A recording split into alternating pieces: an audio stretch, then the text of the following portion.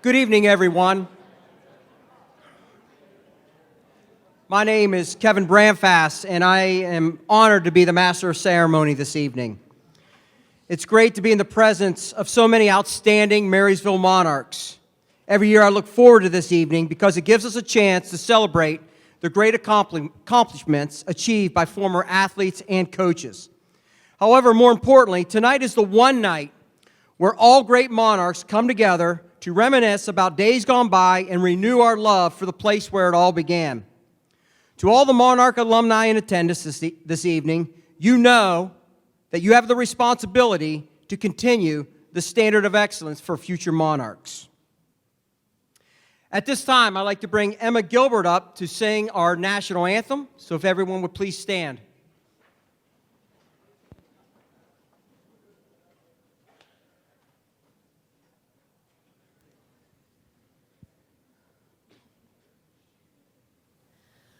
Oh, say, can you see by the dawn's early light what so proudly we hailed at the twilight's last gleaming, whose broad stripes and bright stars through the perilous fight o'er the ramparts we watched were so gallantly streaming, and the rocket's red glare, the bombs bursting in air, gave proof through the night that our flag was still there.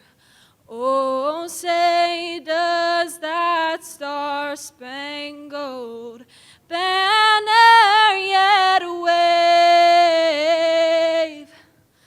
o'er the land of the free and the home of the brave?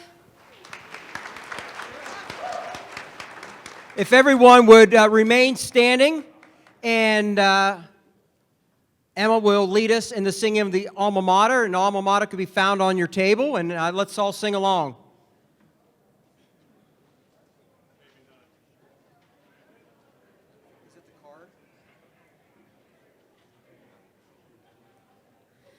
Marysville is our dear high school, staunchly does she stand, while her men and maidens fair spread fame throughout the land.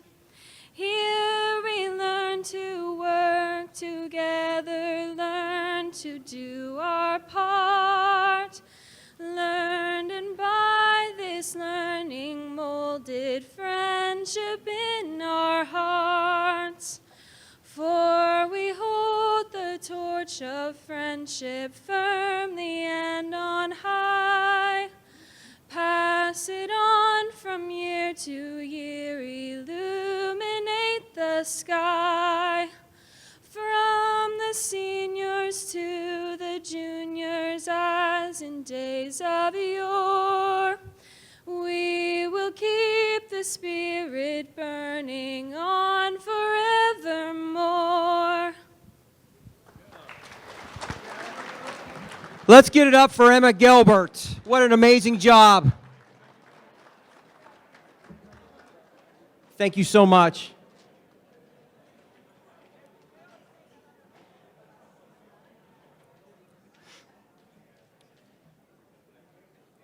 At this time, I'd like to recognize and go through some thank yous. Without these people, tonight wouldn't be possible. And I want to tell you, I go to a lot of events. I go to a lot of events at other schools.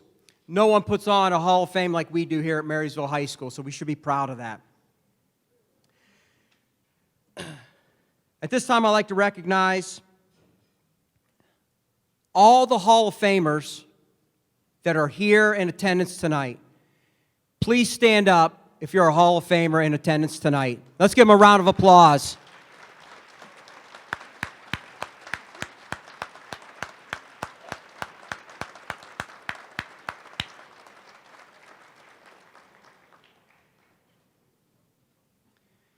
Let me now take the time to recognize those who have made the Marysville High School Athletic Hall of Fame possible.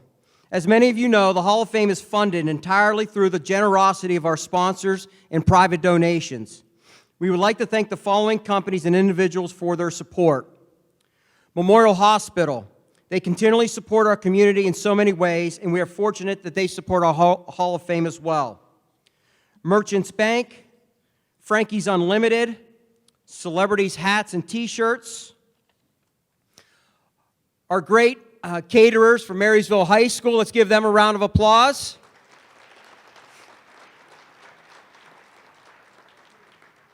Guster, Losi, Mack Dentistry in Marysville. And a special thank you to all the Hall of Fame families who have continued to give financially to the Hall of Fame and the G.L. Kingsmore Hall of Fame Scholarship. We thank you. Also, like a special Hall of Fame thanks to our Superintendent, Diane Allen, and the entire Board of Education, as well as our principals at Marysville High School and Early College High School, Joey Day, our athletic director.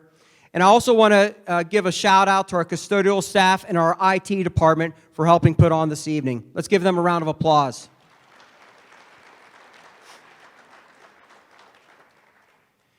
In 1998, there was a shared vision of creating the Marysville Hall of Fame with the support of the following people. And if you're here tonight, please stand up. Former Superintendent Larry Zimmerman. Former Principal Greg Hansen. And former Athletic Administrator Cal Adams. Let's give them a big thanks.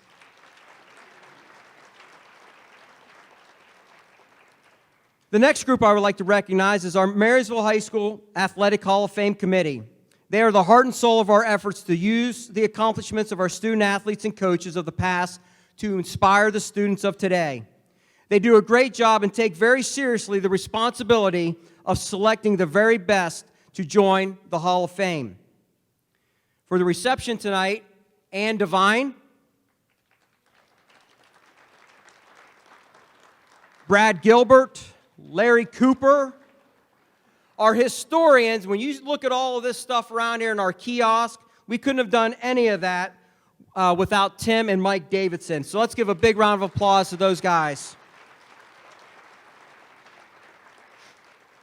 Becky Irick, Larry Fox, Scott Hamilton, Carol Gibson, Jennifer Segner Maxwell, and Tyler Trott. We'd like to thank all of you tonight.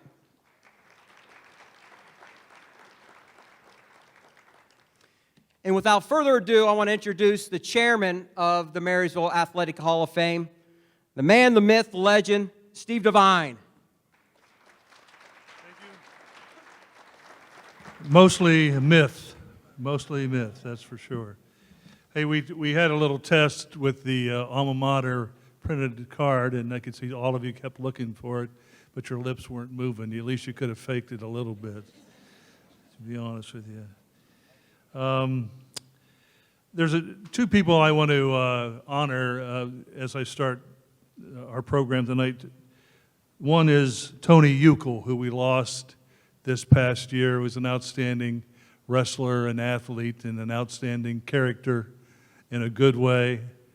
It was always scary in the summer to see him take his shirt off and start pushing tar and rocks around in the roadways he was building.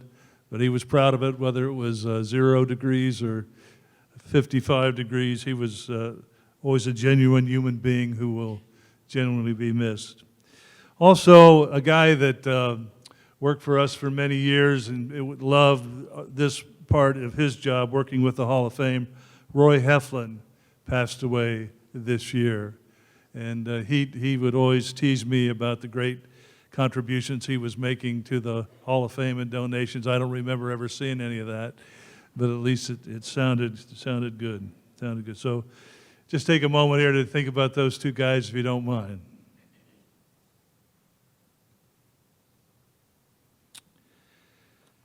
Let me give you just sort of a ballpark about the program tonight. We're going to start inducting 5 people into the Hall of Fame here, beginning in a minute or so. Each one will come up. They'll be presented by someone chosen by them. Then they will have a chance to talk. and then we'll just move on to each group as we go. It's about an hour and 20 minutes total. It's just so if you're worrying about how you're feeling or where the door is, any of that kind of stuff. So, but that's what we'll do. And then after the induction ceremony, we will keep the new inductees here. Everyone else can head to the gym, to the basketball game, and in between the JV and the varsity game, we will introduce the new inductees to our Hall of Fame. So that's the basic program, give you an idea. If you have children or somebody who feel like moving around a little bit, we just suggest they head down the hallway there and don't lose them. That wouldn't be good, but that's a good thing to do. So let me get going here. I'm going to start with our first inductee, David Conrad.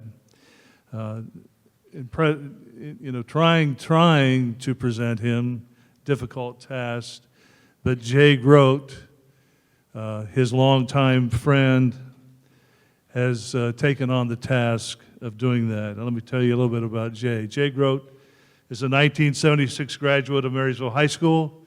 He was a 3-year letterman in football, basketball, and baseball for the Monarchs. A talented athlete. That's $5, Jay, you owe me. Jay received first-team All-Metro Leagues in both football and baseball, plus an honorable mention in basketball.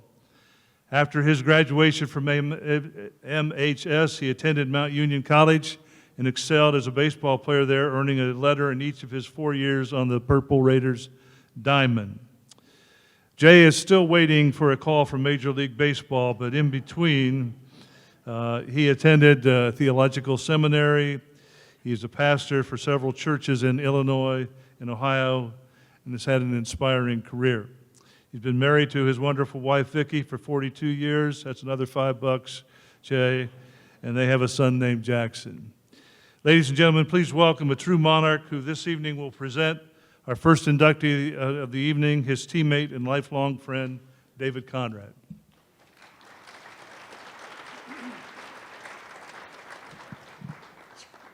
Thank you, Steve. Thank you to everyone who has worked to make this event possible tonight. Greetings to all the Monarch Athletic Hall of Famers, and hearty congratulations to this year's honorees. I remember the first time I met Dave Conrad, who was destined to be my close lifelong friend. The time was the summer before 6th grade. Up to that point, we had attended different schools. A bunch of us kids organized a tackle football game, our side of town against their side of town. The only equipment we wore were helmets. I remember buying mine from McAuliffe's hardware store on Main Street down by Ohio Grain. The setting was our favorite vacant grass lot off of Scott Circle, right beside the railroad tracks. The lot is still there. I drove by it today. Dave played for the other team. On defense, he made all the tackles. On offense, Dave ran the ball every play. It took 5 of us to tackle him. Dave Conrad was making his first Hall of Fame plays. Dave and I played together on football teams, basketball teams, baseball teams. We shot hundreds of games of pool together in his basement on Parkway Drive. We went to Ohio State and Michigan football games together, and Dave got me my first job the summer before 10th grade at Conrad Coal and Supply. Dave and I laughed with his mother Lois while she baked cookies for us in the kitchen, and now the truth can be told. We drank Stroh's beer with Tobe, his father, and Jay Weiss in Tobe's garage after 2-a-days, the August before our championship football season. Speaking of the 1975 Columbus Metro League Football Championship, football, of course, is a team sport, and Dave, you know that you can't play football alone. Has any great athlete playing a team sport ever received Hall of Fame status without being surrounded by great teammates. Here's to all the players, the coaches, the cheerleaders, the band members, the trainers, the fans, and everyone else who made this possible for you tonight, Dave. And that championship season is a cherished memory for all who were on that team. Athletes know that playing sports, like life, both builds and reveals character. This is especially true during challenging times. So, I finish now with Dave facing challenge. The first challenge. History reveals that Dave has something in common with Jim Thorpe, another football player who also played baseball. Dave Conrad and Jim Thorpe, and you can Google this, could not hit the curveball to save their lives. Dave struck out a lot. What you do when you strike out in baseball and life reveals character. Dave always came back to the plate, and that season he hit one of the longest home runs I have ever seen off a fastball. One last challenge. In 8th grade basketball, and I gave our coach, Norb, a heads up here. In 8th grade basketball, Dave began the season as our starting center. Norb Miskovich was our coach.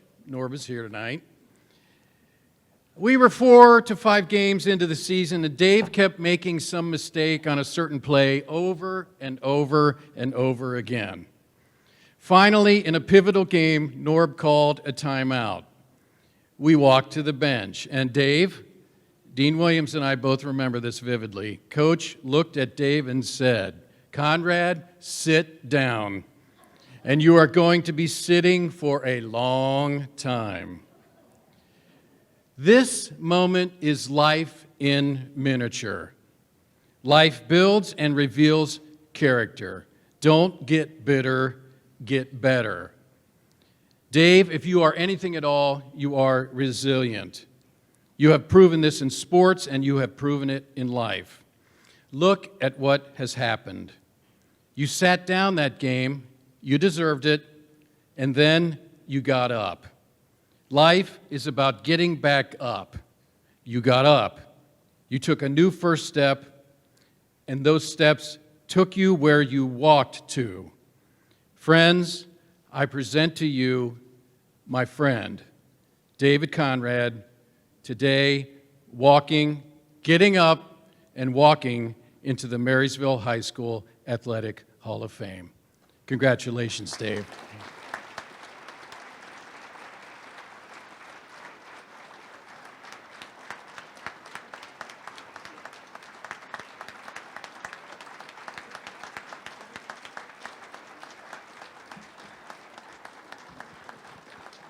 All right. Thank you. Thank you so very much. And as Jay said, I sat dead red on the fastball. That's it. I could not hit the curve.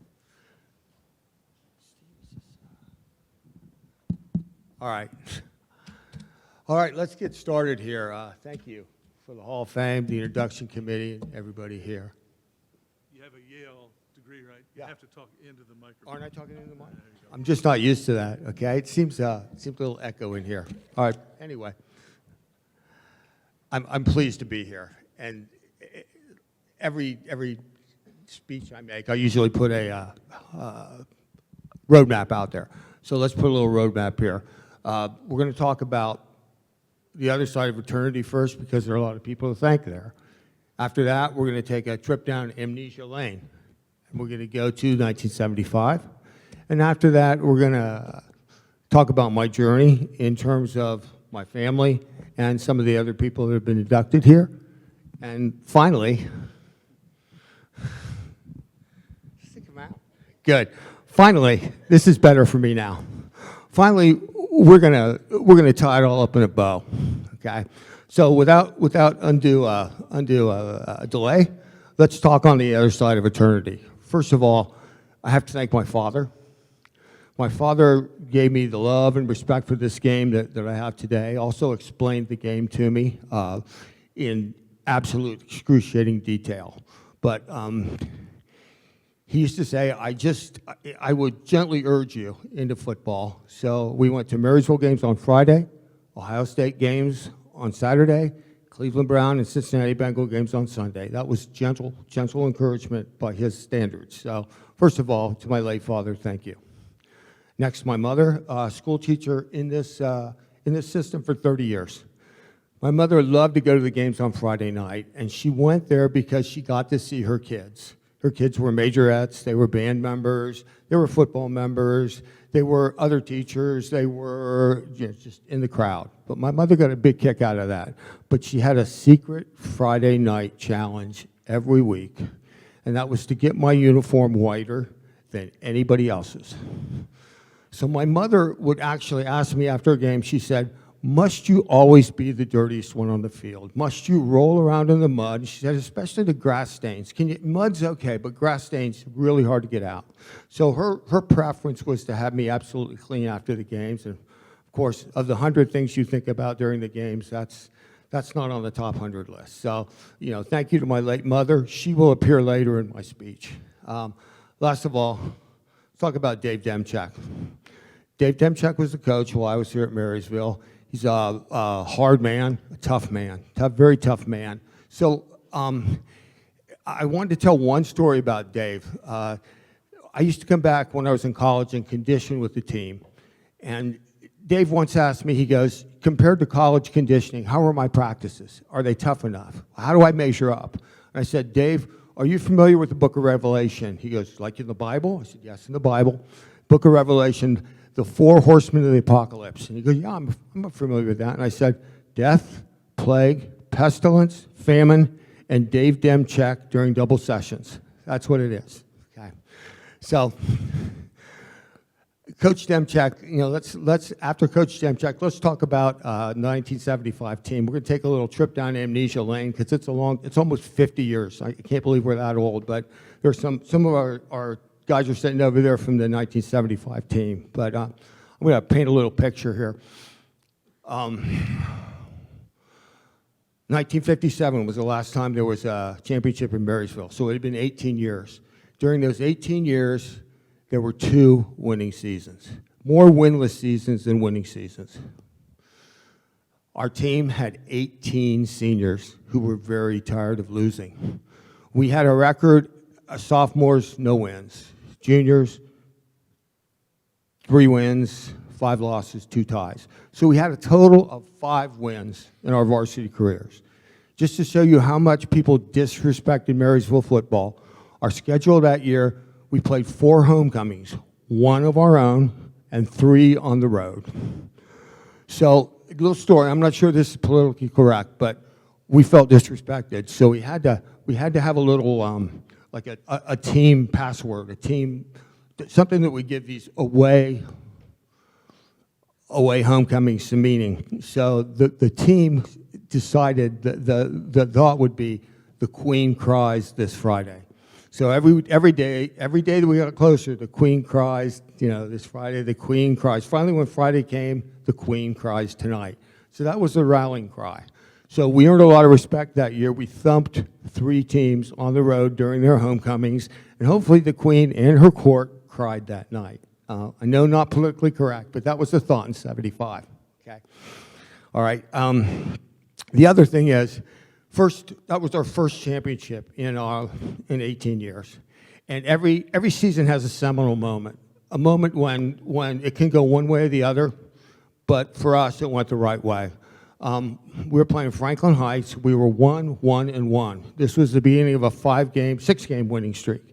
We were behind by less than a touchdown, and we were headed for the winning score.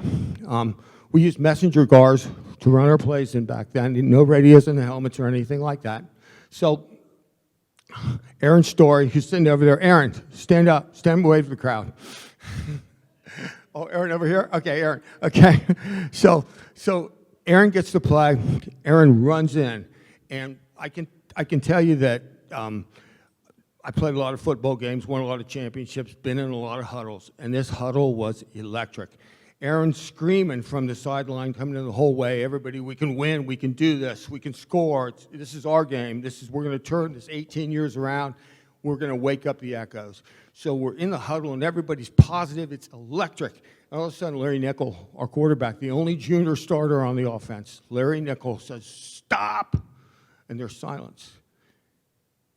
And everybody's like, "What is it? The play. What's the play?" Well, so we go on to score. We become 2-1-1, and then we're 8-1-1 by the time, or 7-1-1 by the time we play our last game. But that moment changed the season, and it changed not only the season, it made us champions, but it changed the culture of football in Marysville. After that, we started to win. The hardest thing to do is change culture, but I had 18 teammates who had the same expectations and the same goals. We're not losers. We're going to win. And so that is probably the most special moment for me. Win a championship with 18 guys that are seniors. I love them. I love the whole team. Let's move on right now to my journey. You don't get here with a lot of help, or without a lot of help. So my journey starts with the home. I have two sisters, and I'm the little brother. And it's not unlike any big sister-little brother relationship here.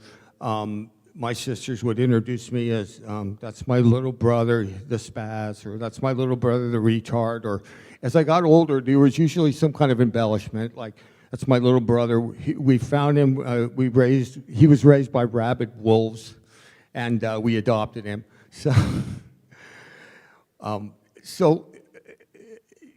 same relationship, no different from any other family. So my sisters were good at everything. They were straight-A students. They were sat first chair in band with their instruments. They were in chorus. They were in plays. They were in speech and debate. They were in church choir. They were in Girl Scouts. They were in Young Life, everything. And they were good at everything they did. And so I watched them. And they set the achievement bar very, very, very high. But they gave me a roadmap. Now, they didn't teach me how to block or tackle, but they taught me the relationship between sweat and success, between hard work and achievement. And even a spastic, raised by rabid wolves little brother could see that. So you want to know who I am? Who I am is sitting right over there at that corner table. That's the cornerstone of who I am. Debbie, Cheryl, wave, stand up, stand and wave to the crowd. Give them a hand, give them a hand. All right. Next thing is my journey went through a couple people here, and they're both in the class of 2000. I lived on 3rd Street growing up, and one house away from me across Mary Place was Rod Knox. And Rod Knox would punt or kick or throw the ball every night. He'd go across the street to Scott's. We had 100 acres of Windsor turf there. And I had a deal with Rod that if I would shag balls for him, he would get me in the game on the local game on Saturday afternoon with the big boys. So I was 10 years old. I played with the kids that were 12, 13, and 14. And so you say, big deal, you play with the older kids. No. You have to learn to compete when you're not the biggest or the strongest or the fastest. So you have to become fearless in competition. And you develop a confidence, and then anytime you compete after that, it's like, bring it on. But it doesn't end on the football field. You have to compete in the classroom. You have to compete in the boardroom when you're not well capitalized, so you don't have a big staff. The competition never ends. And you have to be fearless in facing the competition. So Rod Knox, thank you. You started to be on that fearlessness competition. And, of course, the late Rod Knox, we all know him and love him here. Next one, Gary Shirk. I would work out with Gary Shirk my senior year in high school. He was with the New York Giants then. Now, you all know him. He was built like Prometheus back then. He had these blue eyes, and he didn't look at you. Gary Shirk looked through you. I was having a bad afternoon one afternoon. We were doing some drills, and he stopped the drills and took the football in his hand and walked straight toward me. And I thought, oh, my God. Well, he's faster than I am, so I can't run. He's stronger than I am, so I can't fight him. And maybe we're close to Wright-Patterson Air Force Base. Perhaps I can call in a small theater nuclear strike. Maybe that would stop him. He stopped about a foot away from me, and he said, Dave, there are 3 guys every year that come, the New York Giants bring in 3 tight ends every year that want my job, and want to take the bread out of my mouth. You're going to go to college, there's going to be 3 hotshot freshmen every year that want to take your job or your playing time. He said, when you step between the lines, you're wasting your time if you're not absolutely focused, if you're not intense. So this is practice. I don't care. If you're not focused and intense, don't waste my time. I never practiced lackadaisically again. That's changed my life. And so, Gary Shirk, thank you very much. Thank you. So how do we wrap this up? How do we wrap it up in a neat bow? So we have hard work from my sisters. We have competitiveness and fearlessness to compete. We have intensity, competition, things like that. How do we tie it up? We're going to get back to my mother. But I'm not going to give you a laundry tip on how to keep your clothes white. No laundry tip here. My mother was a teacher for 30 years in this system. And what she told me is back then is good today. Scholastic achievement, academic achievement can go hand in hand. The two are not mutually exclusive. She said, what you do on Friday night, what you put out in front of the people, 4,000, 5,000 people on Friday night, that effort, that intensity, that hard work is the same effort, intensity, and hard work you need to put into that term paper that you turn in the following Wednesday. You can be an athlete, you can be a mathlete. You can be captain of the football team, you can go to Boys State. You can hit cleanup on the baseball team, you can be captain of the Latin club. It's all there. The two go hand in hand. So if I have a legacy here, if I'm remembered here, that's what I want to be remembered for. If a kid looks at my plaque, I want him to know that possibility, that academics and athletic achievement can go hand in hand. Thank you very much. Is that good enough? Brother. It was awesome. Can I make it 5 minutes? How long was it? No, it was a little longer. You got it? Thank you. At this time, I'd like to introduce the presenter for Taleb. It's Kevin Behrens. He's a longtime wrestling coach here at Marysville. Started his wrestling coaching career shortly after he graduated from college. He was the top wrestling assistant to Hall of Famers Bob Williams, Leonard Andrews, future Hall of Famer Shawn Andrews. Kevin, this isn't the first time he's presented for wrestlers who have been inducted to our Hall of Fame, which says a lot about him as a person and him as a wrestling coach. If you see Kevin, if you talk to Kevin, he's a wrestling coach. He's been one of the finest ones here at Marysville High School. So at this time, I'd like to bring up Kevin to present Taleb Rahmani.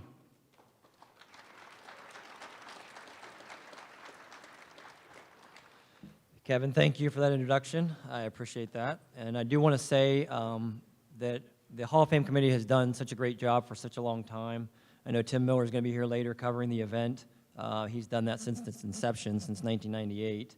On behalf of the Journal Tribune, we want to say that we are always proud to acknowledge the efforts that come, the best efforts that come out of Marysville High School. So it never gets old being in front of a microphone, recognizing the achievements of individuals that have excelled in the Marysville wrestling program. Tonight, I am here to introduce Taleb Rahmani. He graduated from Marysville in 2015, but he got his start in wrestling at a young age. Both of his parents were actively involved with Taleb's career. Early on, his mom, Kathy, took him to Marysville Youth Wrestling, took him to Jim Jordan's club, took him to DeSales Youth Wrestling, as well as Moran's, and she told me tonight a lot of those were all at the same time. So that work paid off. Taleb had quite a youth career. He was in 5th grade, he finished as an OAC state champ. He was a 2-time Tulsa national champ, among other accolades. But the Tulsa tournament is what came out when I asked his dad what stood out to him about Taleb's start. He said at that tournament he recalled that Taleb had noticed another fellow wrestler getting yelled at by his parents. Taleb basically sat down and put his arm around the guy, and they started playing video games. And he basically started talking to the kid, and he let him know that wrestling doesn't have to be that serious at such a young age. And that kind of theme played out from the other people I talked to throughout Taleb's career, because he was always able to relate to people he didn't know. He was able to look at the big picture even throughout high school and college. In high school, he finished 4th as a freshman, which is still a record today in the program. 7th as a sophomore, 4th as a junior, and a state champ his senior year. He's one of 7 state champs in the program's history, and the most recent, but let's hope not the last. After high school, he went to the University of Pittsburgh, where he finished with more than 70 wins, including 1st place in the ACC as a freshman, 4th as a sophomore, and 2nd his junior and senior years. He went on to compete in the U.S. Open, finishing 7th as a junior and 5th as a senior. And at the U23 World Team Trials, he's a 2-time qualifier and also competed in the Algerian National Championships, placing 3rd. So I could tell stories about Taleb all day long, but I reached out to other alumni, including his state championship opponent, Tim Rooney, to see what they had to say. So Noah Forrider was the first one I reached out to. Noah finished as an undefeated state champ for Marysville in 2013. Noah's comments were kind of from a perspective as a big brother. Noah was 2 years older than Taleb, and he always took notice of everything he was doing. So his comments started by saying that Taleb always set the bar really high, or came in as a freshman setting the bar really high. He said, I remember being hurt in the stands in Alliance eating hot dogs, watching him in the prestigious Top Gun tournament win it, and I thought, I've never even won this. He said, man, it really made me think. He made me turn everything up a notch because I didn't want all my records to be gone. He definitely made me better. Austin Farr is a 2014 state champ for Marysville. He also remembered the Top Gun tournament, saying Taleb was a fierce competitor. From his freshman year on, he never backed down to anyone. That year, I recall him beating Cody Bircher, a state finalist from Claymont, at that Top Gun tournament. Austin went on to say, Taleb was consistent in his performance, and as an upperclassman, I took notice of Taleb, saying, having Taleb on the team made everyone level up. He said if we knew if that young buck was going to bring it, we better up our game. So I guess in Austin's terms, that's when Austin became a better wrestler, because he quit backing out of the circle and stalling. So, as I said, I also contacted Tim Rooney. Tim Rooney was from St. Charles. It's who Taleb wrestled in the state finals. Tim's an opponent that, whether you follow wrestling or not, basically he and Taleb wrestled for 3 weeks in a row. So Tim beat him in the sectional tournament by 1 point. He beat him the following week in the district tournament by 1 point. And going into the 3rd week, I looked at him, I said, we got to do something different here. Like, we have to have a conversation. So Taleb and I sat down for a few minutes, and we talked. And I asked Taleb, you know, I know that, what other moves do you hit or like to hit that Tim Rooney doesn't know? Because right now we've got 2 weeks in our history here that we've got to change. And Taleb said, I can hit a barrel roll. He doesn't know I like to hit that. So as the state finals roll around, the 152-pound match comes up. Before we know it, Taleb's down 1-0. Everyone's worried that it's going to end the same way, same kind of pattern. Late in the 2nd period, Taleb hits the barrel roll. He goes up 2-1 and scrambles through a 3rd period where Tim Rooney tries to hit a ton of rolls and moves to make up the difference. Taleb hangs on. He wins the state championship, outlasting Rooney, and ends his career in high school with 159 wins and 23 losses. As for what Tim Rooney had to say, he said, Taleb was one of the most important people in my wrestling career. He said, initially, he was someone I admired and I looked up to as I was learning alongside him when I started. We were constantly around each other, drilling and going live in the clubs. He said, we knew each other so well. Eventually, we wound up as competitors going for the same state title, which was ironic. Rooney said, Taleb was someone you wanted to be around in a stressful tournament because he always made you feel a little lighter, kind of like that kid in Tulsa. Later on, I mean, Tim just kind of kept going on and on, but later on he said that, because Tim wrestled at Kent State and Taylor was at Pittsburgh about the same time. He went on to say that his attitude towards competing and the style of wrestling made him one of the most exciting people for me to root for. He said, "I'm so proud to have been able to wrestle with Taylor and share the mat with him for so many years." So overall, you can see Taylor left quite an impression on everyone he ran into, including a door at a BP in State Route 71, coming home from Cleveland in Mansfield, Ohio. Long story short, basically, we were at a gas stop, and Taylor was really excited getting out of the van and didn't see the doors as they kept going back and forth, and he plowed right into one, taking it off the hinges. So we're all trying to hold the door while Taylor's and the cashier's looking at Taylor like, "What are you doing?" Like, all right. But seriously, Taylor is one of the reasons why Marysville High School program had such a good run for such a long time. During his career and after, he was always willing to give back to the program that helped him get where he wanted to be. A lot of times he did this. He did the camps. He taught kids on the side, continuing to just kind of cement his legacy with so many younger wrestlers like my son Berkeley, who's hopefully chasing his own state championship. The story was that basically Taylor would just get guys together. A lot of times he would wrestle with Berkeley and his friends over the summers. And honestly, like, I think a lot of them are here in the back room because they still look up to him today, which speaks volumes of Taylor. So I know I'm running shy on time. I don't want to go over it. But with that said, I want to leave you with one thought about Taylor. He's one of the most decorated athletes to come out of Marysville. And there are so many words to describe him, but I want to leave you with one. The one word that I leave you with is heartbeat. Heartbeat can mean many different things, but one definition of heartbeat is an animating or vital unifying force. So I think you can tell from the stories told and those that spoke up about Taylor, he was that unifying force that brought those around him together. That's a quality few have. That, and along with his accomplishments, make Taylor worthy of being inducted into the Marysville High School Hall of Fame. Congratulations, Taylor.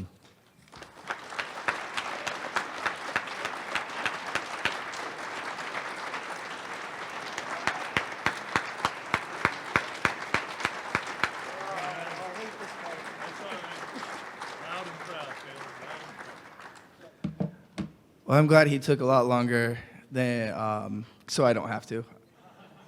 I can compete in front of thousands of people. I can't speak in front of a lot of people. I don't know why. But this is going to be short and sweet. I want to start off thanking for everybody for coming out and supporting all the inductees. I want to thank my parents, my dad for working hard and providing the resources for me to be the athlete I was. He was able to get me to 3 different clubs, pay for all the traveling and all of that. My mom, she was able to take me everywhere while my dad was working. She got me to Moran's on Mondays, Jordan's on Tuesdays, Moran's on Wednesdays, Jordan's on Thursdays. Friday was a little bit chiller. I want to thank my coaches, Kevin Barron, Sean Andrews, and then my club coach, Moran. Sean and Kevin, they were able to push me past my limits physically, and Moran was able to give me the technique that I needed to become the best wrestler, or the wrestler that I've been able to be. I want to thank Steve Pitroff. He was my strength coach. He would wake me up at 5 a.m. before school and pick me up from my house because I couldn't drive yet, and he would take me in and put me through a workout. Take me home, shower, and my mom would take me to school. I want to thank all my teammates that are spread out all around. They were able to push me, support me in my 4 years. I want to just talk real quick about one of my fondest memories was obviously my state championship. Just being around my teammates, like, we would just goof off, like, beginning of practice, end of practice. We were always laughing. We were like a family. And then the absolute favorite memories are from when we would travel to Brecksville, Top Gun. We'd be in the vans. Right when we get outside of the airways for the school, Barons and Andrews are on the CVs, like, read me over. And the stories that were told, They were funny. I'm sorry that I'm very bad at this. And the last person I want to thank, sorry, it's a little bit emotional for this one. It's the man who got me into wrestling. It's Alex Spade's dad, Jesse. When I was in kindergarten, this man came in, was like, who wants to wrestle? I thought it was going to be WWE. I thought it was going to be body slamming people. And it wasn't, but I loved it anyway. And my best memory of Jesse, I have two. The first one is what kept me into wrestling. I had lost a match. It was like my second or third year wrestling. And I was crying. I wanted to quit. He came over, picked me up, and he's like, hey, it's not that big of a deal. It's just wrestling. And that's a part of like how what Barron's was saying, like I'd be able to go sit next to people and like when their parents would yell at them or when they were upset about something, that's who I got it from. And then the other one, sorry, is when I qualified for nationals as a freshman, and so did Noah. And he was really sick. And he made the trip out to nationals because he said, my two boys that I grew up coaching, that I saw them grow up, they're at nationals. I have to go see them. And he passed shortly, a few months after that. And like that man is the reason why I am a wrestler today. And that's it. I'm sorry, I can't speak no more. Thank you.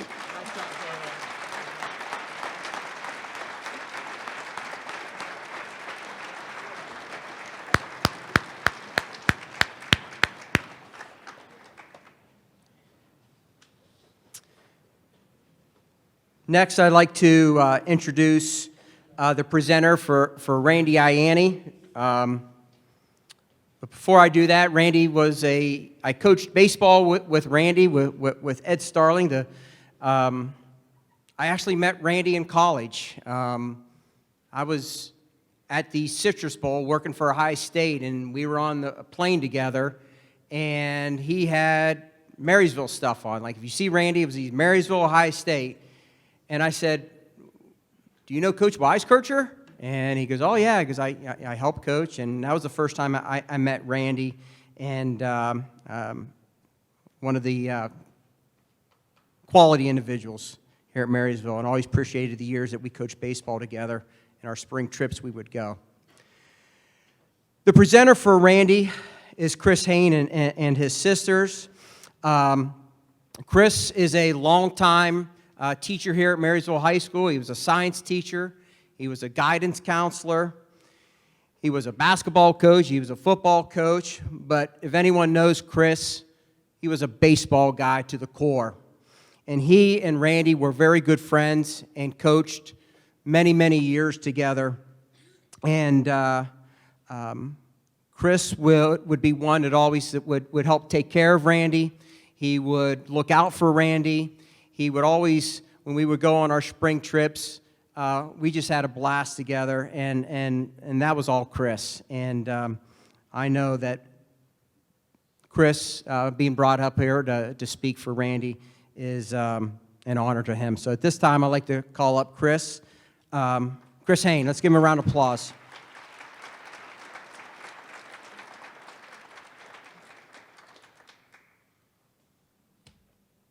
Thanks, Kevin. Good evening. First, I'd like to thank Randy's sisters, Ronnie and Regina, and their families for the honor of allowing Ed Starling and myself to talk about Randy today. Ed wasn't able to make it tonight, but I know his thoughts are with Randy and his family.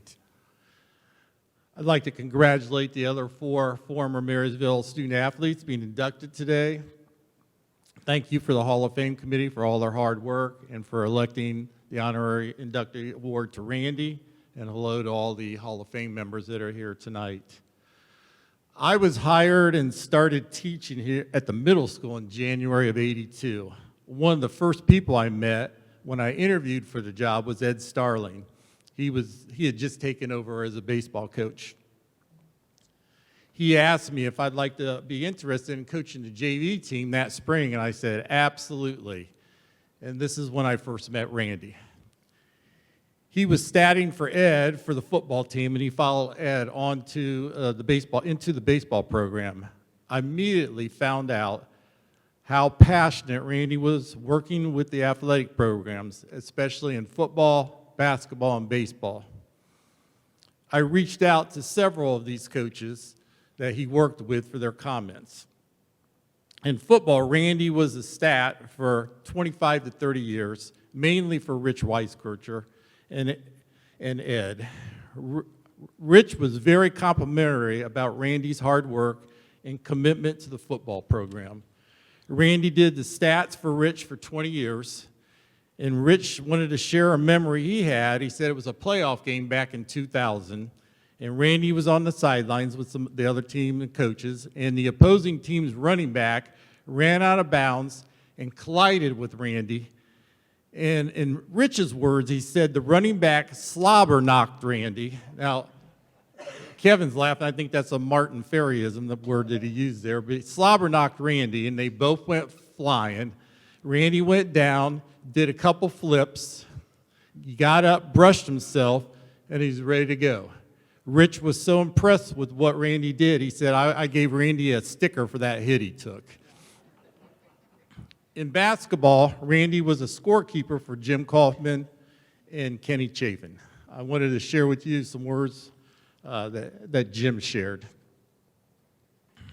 Randy Ianni served as a scorekeeper for the Marysville basketball team from 1982 to 2002. During that time, Randy did not miss a game for any reason. He performed his duties with precision and dedication. Randy was more than the scorekeeper to us. He would travel with us on scouting trips, help provide rides to OSU basketball games, and would assist with anything else we might ask. He was more than willing to help. Randy really cared about our program and the players. When we lost, he felt the loss. When we won, he beamed with pride. No matter how the season was going, he was always supportive for our players and our program. My fondest memory of Randy was at the end of the season. Tournament time was the best. Many of us would travel to the Coliseum to watch basketball games on end. We were always sure to see Randy and Tim Davidson sitting in the front row, center aisle, watching the games. Trust me, they were never sitting quietly. They got involved with every game. And coaches of teams playing needed to be aware that if they started complaining too much with the officials, they would receive the infamous wah from the two. That's an award that one did not want to win. Randy is deserving of this honor for his dedication to Marysville athletics and his love for the players.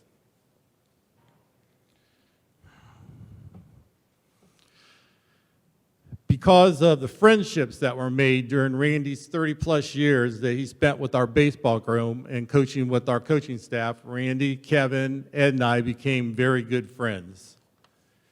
These are words from Ed.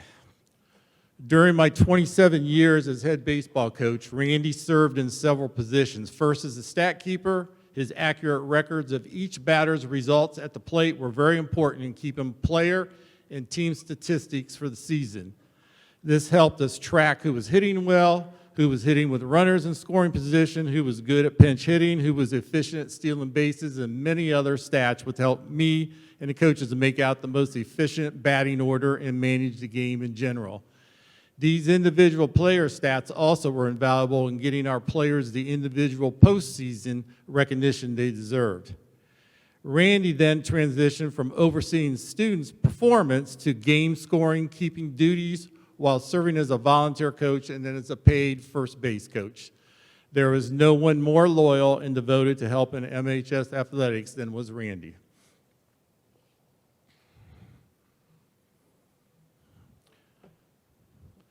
Working with Randy for over 30 years, I have quite a few memories. We both followed the Buckeyes, the Reds, the Browns, the Blue Jackets, and his knowledge of all these players and their stats was just absolutely amazing to me. He just knew so much about everybody.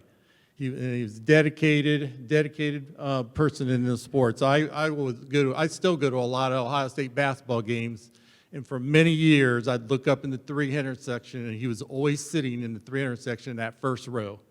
and you could always see him sitting there. We went to many baseball clinics together as a staff, did a lot of fun things, and Randy enjoyed going to most of all these. My best memories, though, of Randy have to be with our spring trips. We used to take the kids starting off for long weekends in West Virginia, and then we moved on and we went to Vero Beach, and then we spent a lot of years in Cocoa Beach. And Randy would get 2 weeks vacation from his job, and he'd always take 1 week off to go on these baseball trips with us.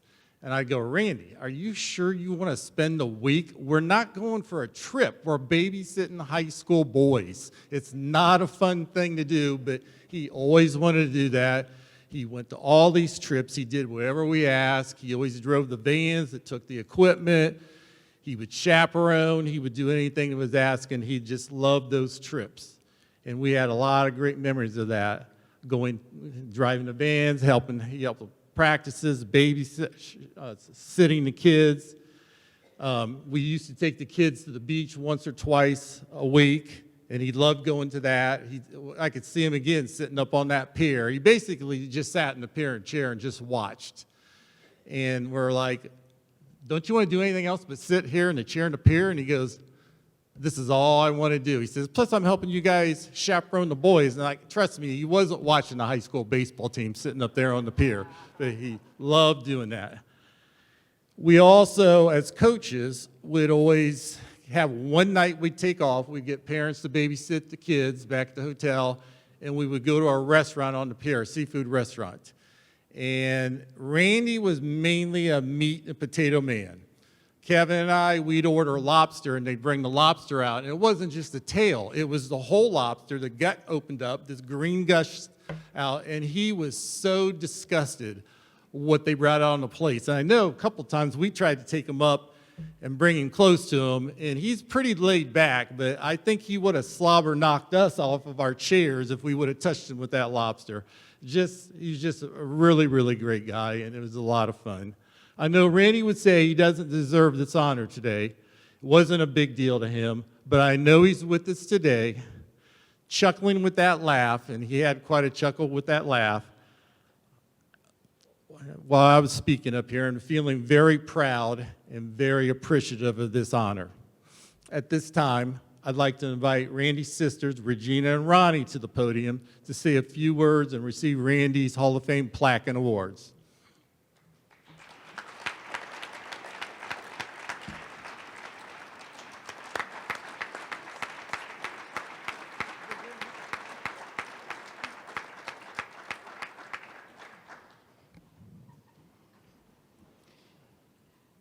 Hello, everyone. What a great evening. I know a lot of these faces out here, and it's just so good to see you. My name is Regina Ianni Bullerman, and this is my sister, Rhonda Ianni.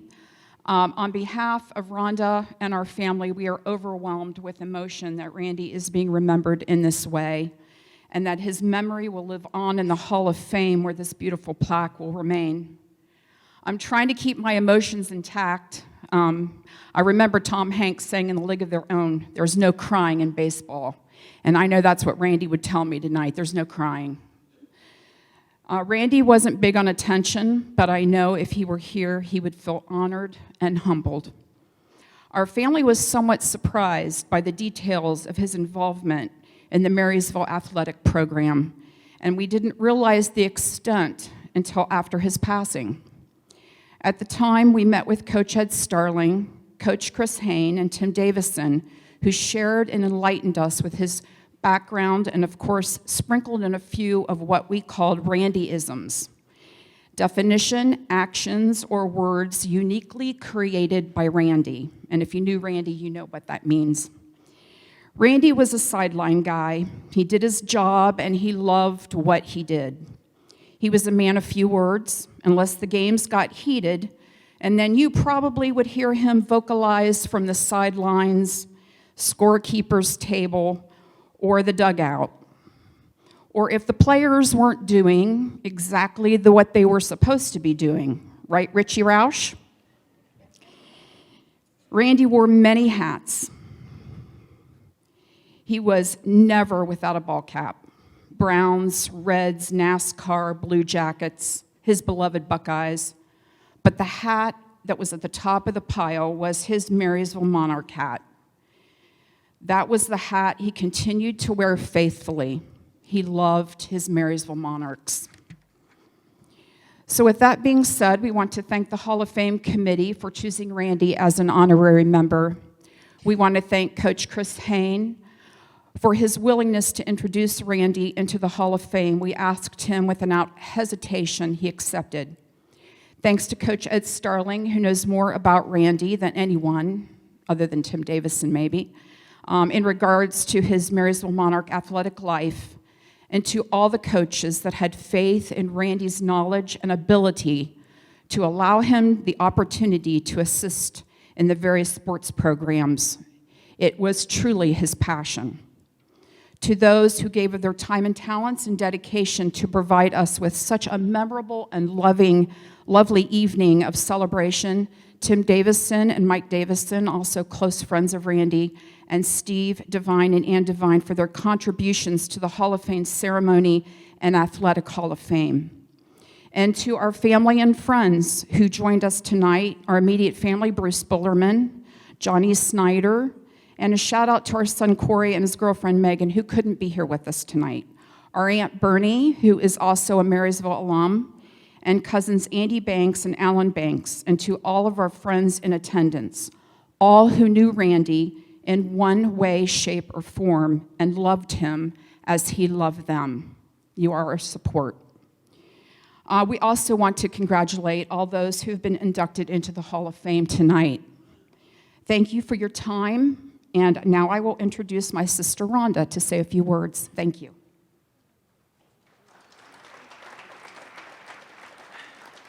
All right.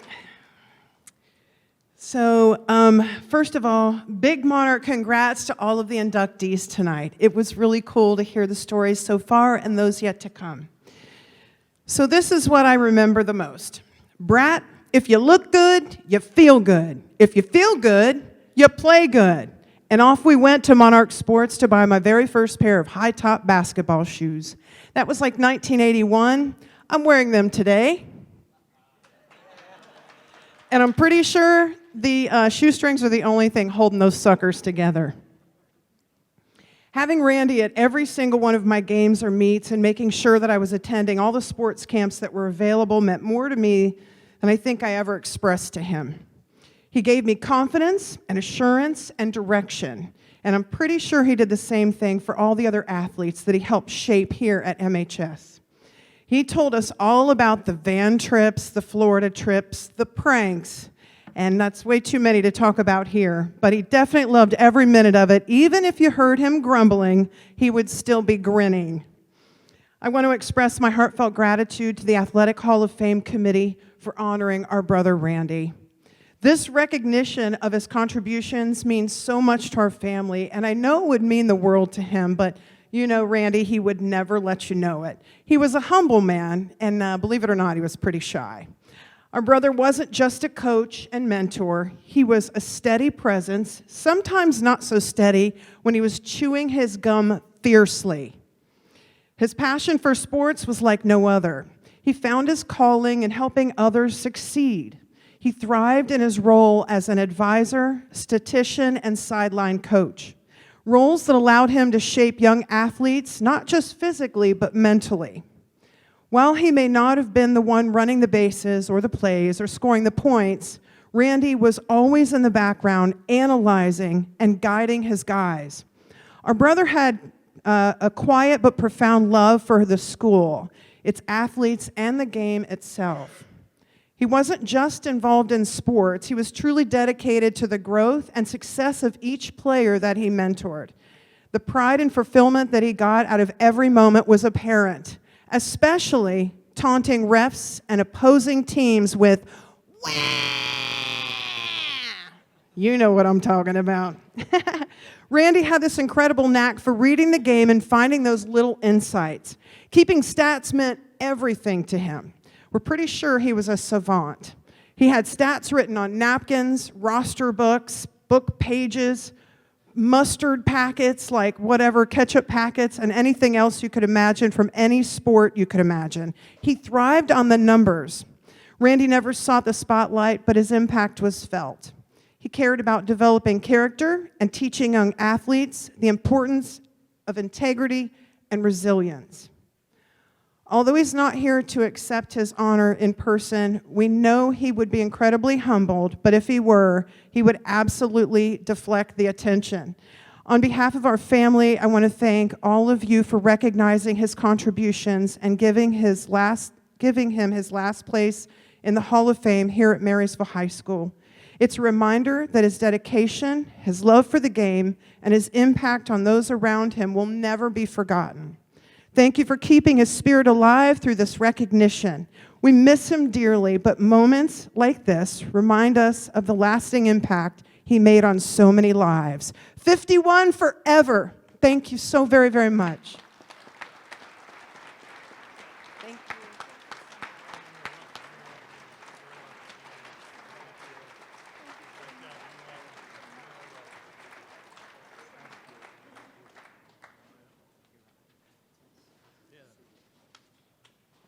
All right, Tess Frazier, are you ready?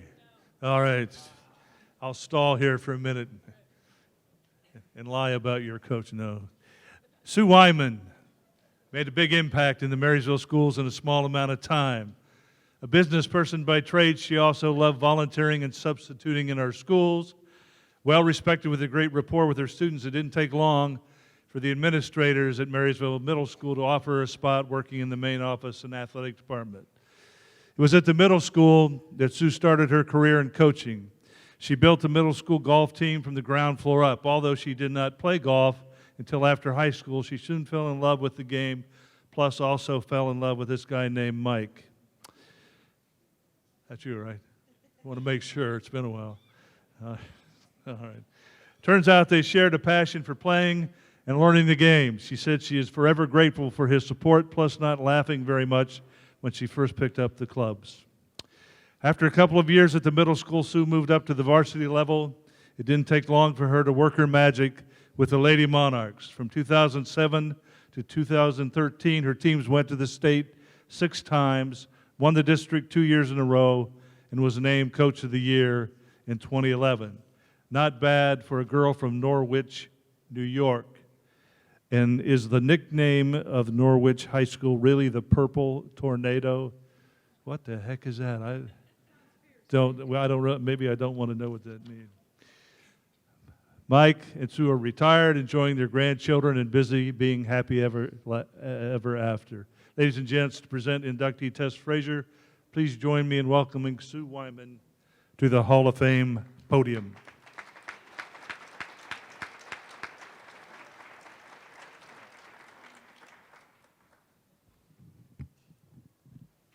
What an honor to be here tonight. For so many of us, this is a super special night.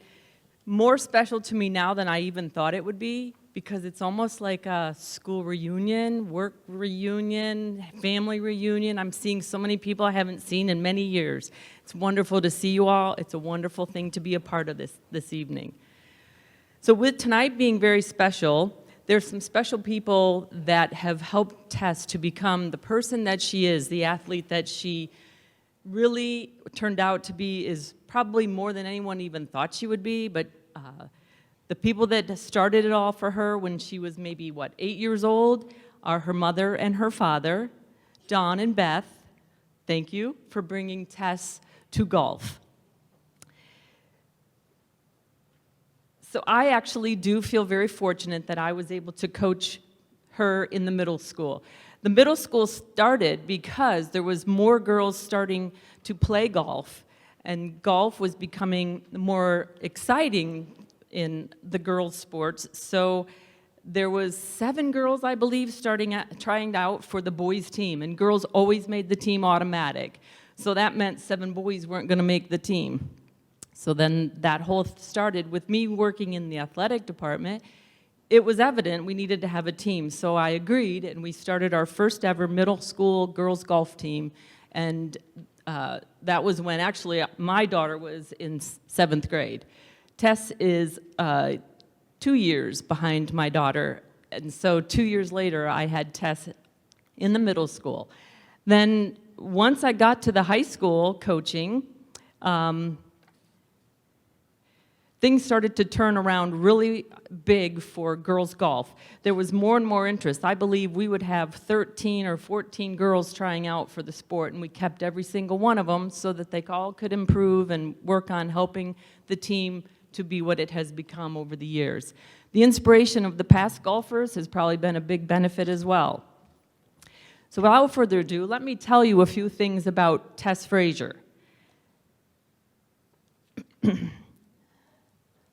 Tess won the Ohio Central Capital Division Individual Championship in 2008, 2009, 2010.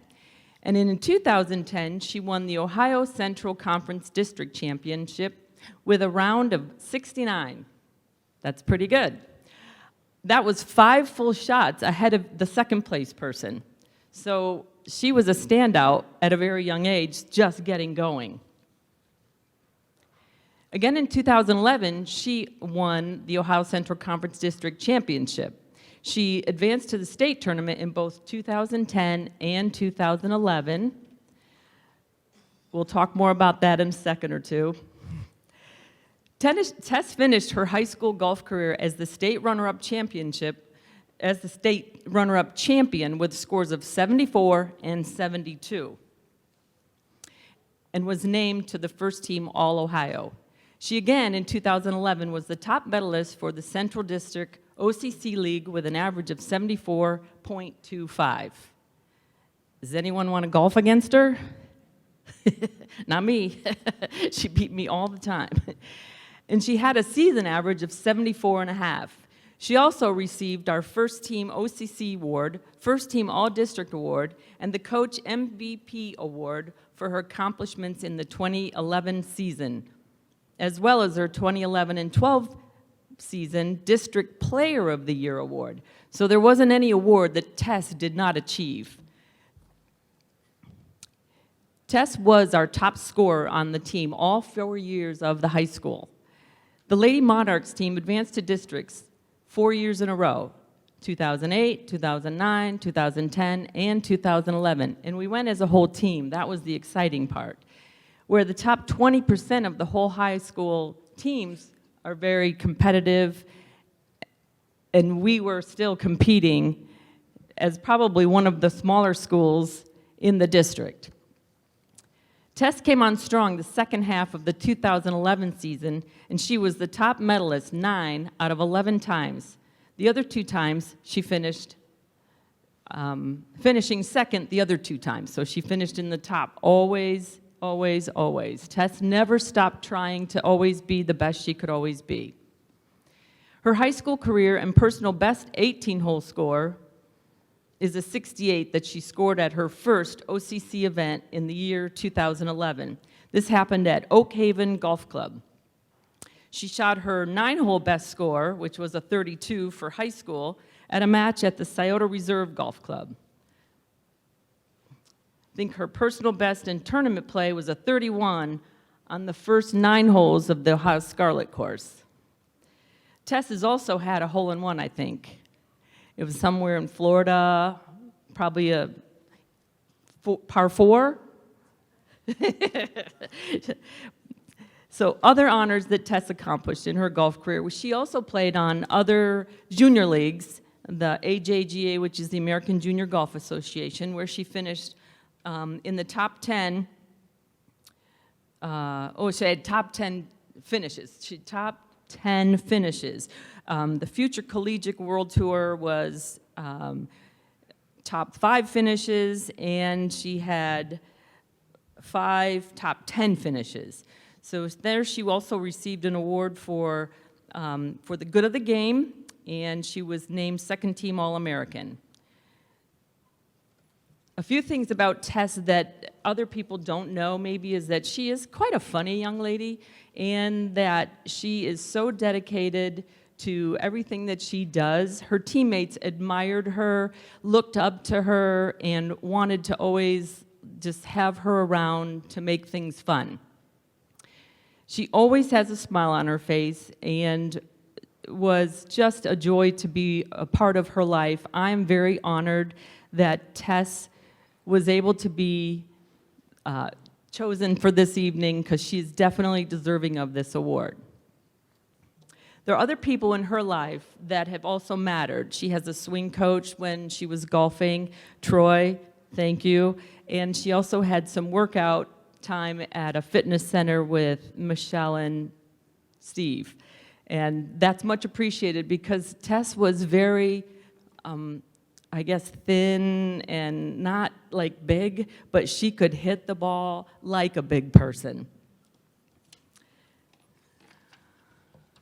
Tess went on to earn a scholarship for college and went on to Kent State, where she played a year there and averaged about, 79 or an 80 average in golf. Then she did have a pretty severe back injury, so her golf career kind of ended. I don't know if there's a lot of golf in her world now, but occasionally I think she does still get a club out and play a little bit.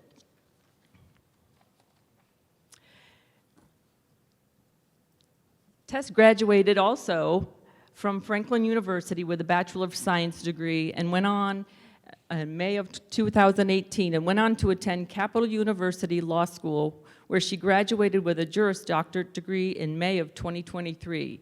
She passed the Ohio bar exam and in April of 2023, and now she is an attorney at the Columbus law firm of Koffel, Brenninger, and Nesbitt, where she focuses on criminal law. She's quite a talented young lady. Tess, it is my honor to be here for you and your award.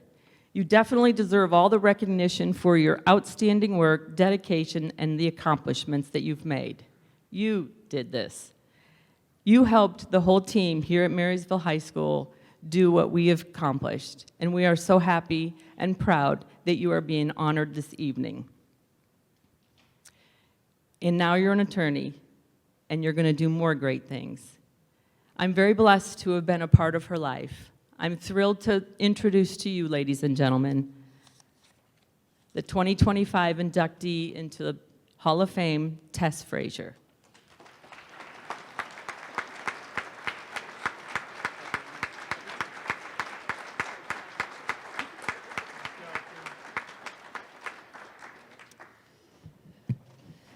Well, this is kind of scary. All right.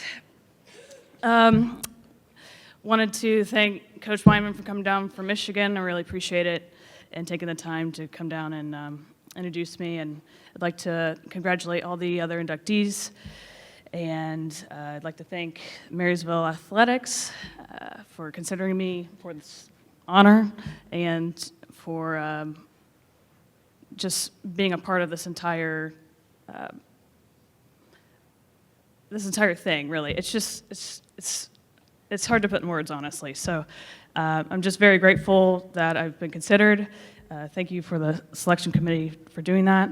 I'd also like to thank my mom, my dad, Mary Jo, Susie, and my sister for always being there for me, giving me the love, support, and obviously the financial backing to help me play golf through my young career and all the way through college, and it's pretty great. Not everybody gets to do that. So I'd also like to thank Stephen and Michelle.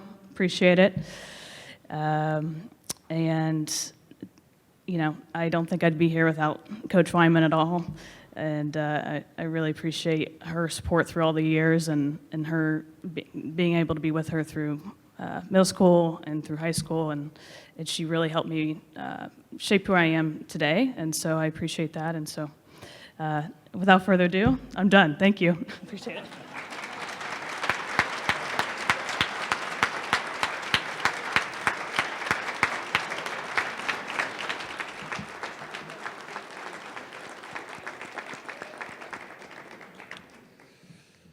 You done good, Tess. You done good. You done good. Is that all right? Is that all right? Hey, Christy Raymond and Matt Levy are tag teaming tonight. Matt is presenting her. She's accepting the award to be here. And she called me specifically and said, I want to be the last person to speak. I want to kick you know what and take names at the very end of the program when everybody's sleepy, their eyes are up, Gary Shirk is still awake. That's a good thing. So here we go. Let's go through with that promise, all right?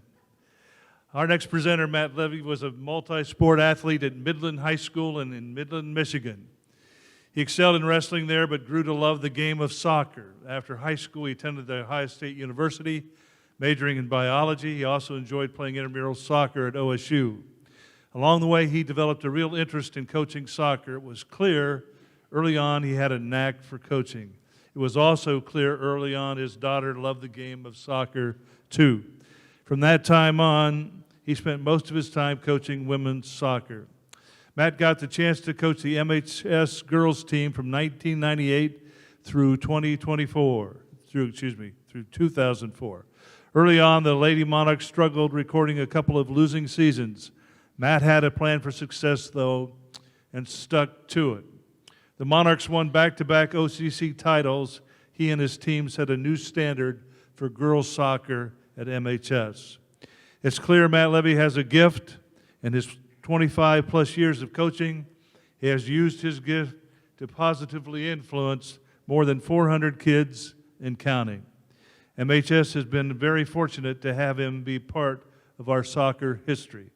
Ladies and gentlemen, I'm very proud to invite Coach Matt Levy to the Hall of Fame podium to present Hall of Fame inductee Christy Raymond.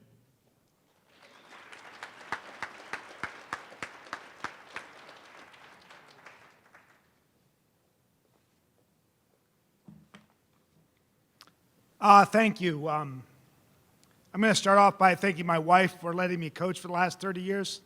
A lot of nights away. Really enjoy it, and she's always been supportive. So nice to see so many of Christy's teammates here. Girls, I have so many fond memories of coaching you and really enjoyed our time together and what we accomplished. So thank you for being here for Christy. And Christy, thank you for inviting me to be here. Ladies and gentlemen, esteemed guests, fellow athletes, congratulations to this year's class of Hall of Fame inductees. Your accomplishments are remarkable, and this honor is well-deserved. Thank you to Steve Devine and the other members of the Hall of Fame community for making this event so successful. Steve, I sincerely apologize for pestering you yesterday to tell more stories about coaching with Earl Bruce. Thank you for your patience.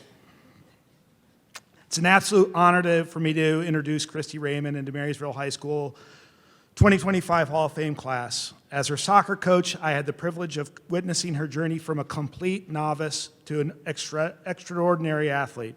Christy's story is a true inspiration. Christy came to us as a sophomore in 1998 with no organized soccer experience. It was our first year of being a varsity sport at Marysville, and I thought, well, we could probably use some depth on the JV team, so. After a few of the first tryout sessions, I found myself asking her, are you sure you haven't played this sport before? Christy eventually brought her mom, Carol, over to the training to confirm her claims. Carol almost apologetically explained that Christy didn't love volleyball, was looking for a sport to play in the fall, and had a friend on the soccer team. Sometimes as a coach, you just get lucky. Carol remembers Christy at the age of 5 watching her older sister Jennifer's softball games. There was a playground right next to the field that grabbed the attention of most of the younger siblings, but not Christy. She was absorbed by the game and soon started playing, first getting on the field as a base runner, always playing up an age group for her rec and travel teams, and always absorbed in the game. At age 8, Christy also started playing basketball. Teammate and later co-captain Margie Warnament remembers playing both basketball and soccer with Christy. She was a mentor to me. She taught me how to be a leader should act on both on the field and off the field. I have taken this knowledge with me through my college athletics and as an officer in the Ohio Army National Guard. Her determination and hustle were infectious, making her a teammate and friend that was much more amazing. Countless of her other teammates would agree with Margie. Christy's development in soccer was nothing short of remarkable. Her natural athleticism helped, but it was her drive and eagerness to absorb new skills that set her apart. I remember teaching a turn move at the start of a game at the top of the penalty box and seeing her practice it again and again the rest of the season to perfection. Christy, you may not remember this, but I'm pretty sure that you didn't enjoy running in high school. To start a game on varsity, you were required to run 2 miles in under a set time. She may not have started that first game of the season, but shortly after that first game, after a training session, she said she was ready. We went to the track, paced out the 2 miles, and she never looked back. Christy may have started her high school career without any experience, but left the program with a Player of the Year Offense Award, all-conference recognition, and was voted captain by her teammates and coaches. She also helped establish the foundation of the Marysville girls soccer program. Her junior year, we struggled to win 3 games, partly due to 9 freshmen in the starting varsity lineup. That group would later go on to win the school's first OCC titles back-to-back and set win records that still stand today. Christy's accomplishments as a softball player are astounding. In high school, she was a 4-year starter, 392 batting average, 952 fielding average, first team All-State, 3 times All-Conference. Her teams battled for 1 regional title, 3 district titles, winning 1, and 2 OCC titles. In college, she started all 4 years with a 292 batting average and a 965 fielding average, achieving 2 conference championships and reaching the regional finals twice. As we celebrate Christy's induction into the Hall of Fame, we not only honor her achievements, but also the spirit and the determination and passion she embodies. Is it true that you really had the first 2 outs on a triple play in a high school game? That's amazing. Christy, you've made a lasting impact on Marysville High School soccer and on everyone who had the privilege of knowing you and watching you play. Please join me in congratulating the 2025 Hall of Fame inductee, Christy Raymond.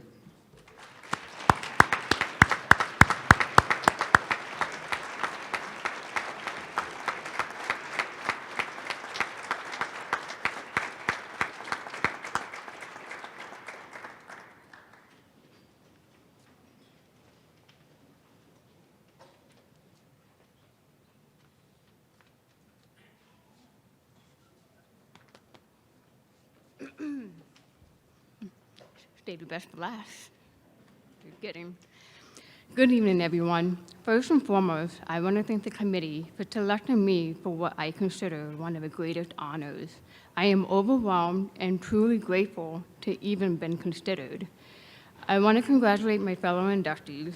It's a privilege to be accepting this award with you all, and I look forward to celebrating this evening together. Coach Levy, thank you so much for taking the time today to be here and present this award to me. As past athletes, we are often asked which coach had the biggest influence on us, not just as an athlete, but as a person. And for me, it is you. What I admired about Coach Levy during our 3 years together on our soccer field was the fact that he was the kind of coach who demonstrated the behavior and work ethic that a coach would expect from his players, showing his players what it means to perform at a high level through his own action. Coach Levy was the guy running right next to you when you're struggling, encouraging you to push yourself because he always knew you had it in you. Coach, thank you again for not only guiding me to be a great athlete, but for helping shape who I am today. I also have 2 amazing softball coaches to thank, Coach Foss and Coach Shire. Without them, I wouldn't be standing here today. Coach Foss, I had the privilege to play for my freshman year, and even though it was just for 1 year, he taught me how to be mentally prepared to compete against the best of the best in the state. And Coach Shire, who, by the way, was inducted last year into the Hall of Fame, thank you for being a coach who gave me what I call tough love. You set high standards and pushed me to reach my full potential. You also gave me constructive criticism, which I appreciated because I know it was only for my own good. Because with the 2 coaches, I was able to achieve my goals by being named first team All-Ohio and then live my dream continuing my softball career at Ashland University. Next, I want to thank my teammates. I see a few of you here tonight. For those who don't already know, or perhaps haven't quite picked up my accent, I'm hard of hearing and have been since I was born. Communication on an open field or a whistle blowing has always been very challenging for me. I've been fortunate to have teammates who were understanding and so supportive and always making sure I was aware of my surroundings. There were times, however, when I let my hearing get the best of me, feeling defeated. Whether I missed a play call or a whistle blew, and I'm just running down the soccer field thinking, heck yeah, I'm running these defenders, I'm gonna score. Only to feel my teammate pulling my shirt saying, stop, they blew the whistle. I could have easily given up, but it was my teammates who always had my back, helped me regain my confidence, and reminded me that winners always give it their very best. And last, but most importantly, I want to thank my family. Jen, my big sister, who I've always looked up to. She's the reason why I started playing softball. Always wanting to be like her, I decided I should play too. One of my favorite childhood memories was us going outside with our dad so she could practice her pitching and I practiced my hitting. Thanks to her, no pitcher could ever fool me with a changeup.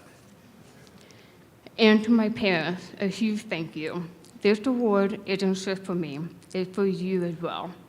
From the time I was 5 years old all the way through high school and beyond, they dedicated all their free time taking me to practice, coming to all my games, and traveling across the country during the summers so I could compete at the highest level. Not to mention opening their wallet to give me the best of the best. Back then, I didn't take notice of how much they had to sacrifice and how exhausting it all must have been. But now, as an adult, I cannot express just how much I appreciate it all. Thank you both so very much for always supporting me in every aspect of life and being my biggest fans. I couldn't have done it without you. Again, thank you all so much. I am so honored to be inducted to the Hall of Fame, and I only hope I've set a good example for all the young girls and boys who too have a disability. Whether you're hard of hearing, visually impaired, or missing a limb, when you find something that brings you happiness and you're passionate about, do not be discouraged. Go for it.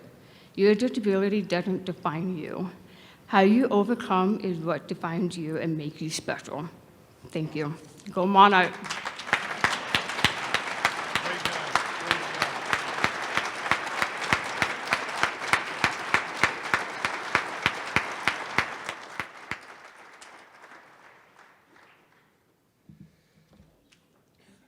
David Conrad, Taylor Permani, the Ianni family, Tess Frazier, Christy Raymond, welcome to the Marysville High School Athletic Hall of Fame.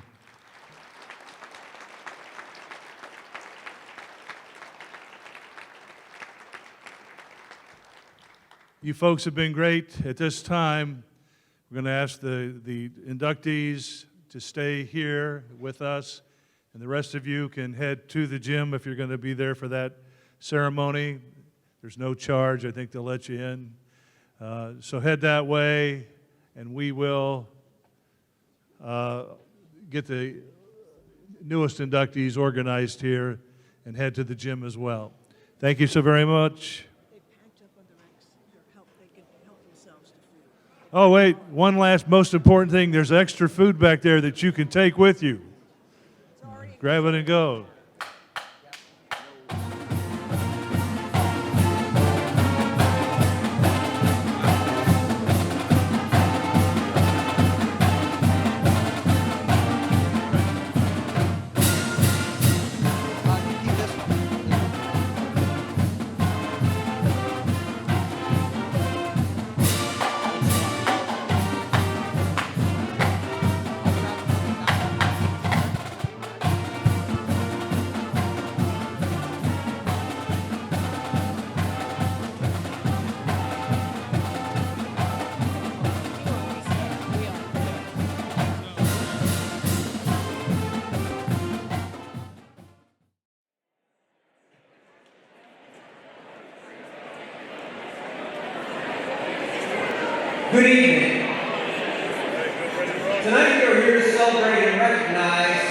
our 2025 Hall of Fame inductees, Dave Conrad, Tess Frazier, Randy Diane, Taylor Romani, and Christy Brandon. Marysville High School has a proud athletic tradition, and recognizing these legends of Marysville athletics tonight is a great honor. These are the people that had to make choices as individuals to be great. Kobe Bryant said, if you want to be great at something, there's a choice you have to make. We all can be masters at our craft, but you have to make a choice. What he meant by that is there's an inherent sacrifice that comes along with that. Family time, hanging out with friends, being a great friend, being a great son, nephew, whatever it may be. There are sacrifices that come along with wanting to be great. And tonight we are recognizing the greats of Marysville High School. So if we can get the fight song cranked up, we will welcome the Hall of Famers from Marysville High School, and we'll introduce the 2025 inductees.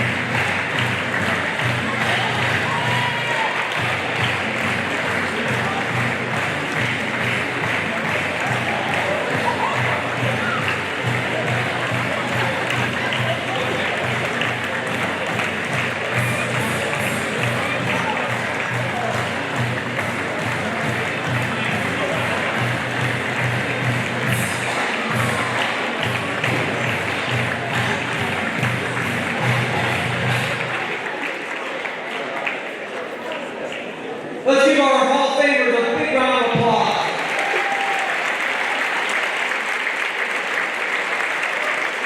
Now our new inductees. From the class of 1976, I'd like to introduce Dave Conrad. He was a 3-year letter winner in football. In 1975, he was first team All-State, first team All-District, first team All-Metro League, and he led the Monarchs to a first league championship in 18 years. Let's welcome Dave Conrad.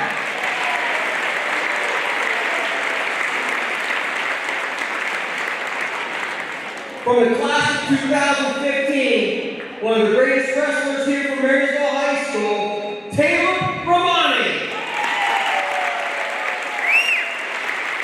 He's one of only 2 wrestlers in the history of Marysville to be a 4-time state placer.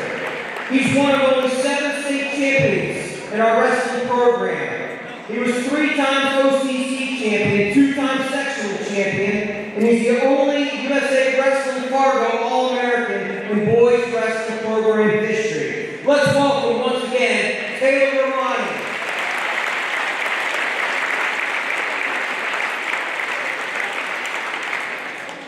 One of our special recognitions for the 2025 Hall of Fame is Randy Diane. Let's welcome his sisters. Randy was a longtime baseball coach, statistician for baseball, football, and basketball for over 30 years. Let's welcome Randy Diane.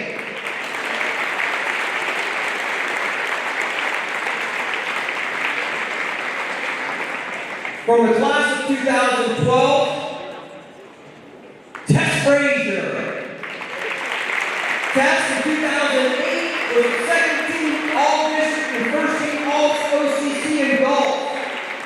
In 2009, she was 1st team All-District, 1st team All-OCC, and OCC medalist in golf. In 2010, she qualified for the state golf tournament and again was an OCC medalist. In 2011, she made it once again to the state tournament and was the runner-up. She was also 1st team All-District, All-OCC medalist and Central District Player of the Year. Let's welcome Tess Frazier.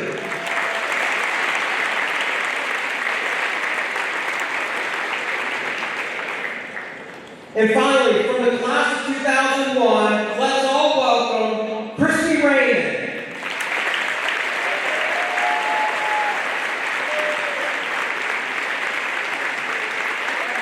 Christy was a soccer and softball player here in Marysville, but she made her mark on the diamond. She was a 4-year letter winner.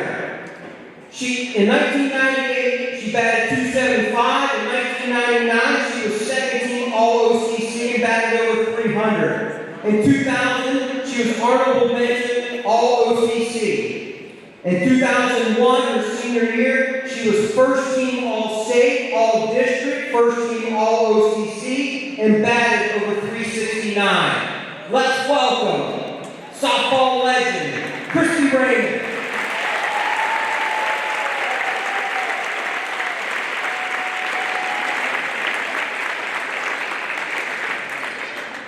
Well, that concludes our Hall of Fame ceremony for this evening. We wish the Monarchs good luck tonight. And one